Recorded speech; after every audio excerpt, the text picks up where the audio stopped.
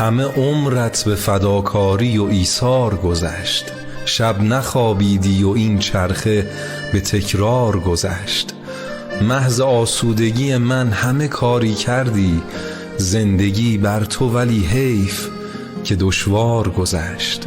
مادرم پیر شدی تا که جوانی بکنم، پس جوانی خودت چه که به یک بار گذشت. قامتت خم شده تا قد بکشد فرزندت، وای من با چه بها عمر جفاکار گذشت. من به قربان تو و موی سپیدت بشوم، که جهان تو به دلواپسی و کار گذشت.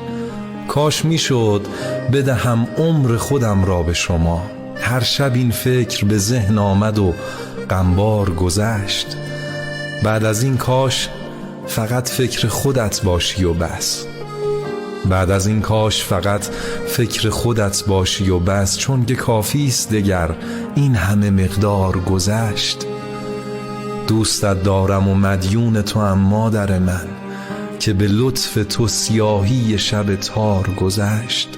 مادرم کیست؟ خداوند زمین، مظهر عشق، شاه بیتی که لطیفانه به اشعار گذشت. آره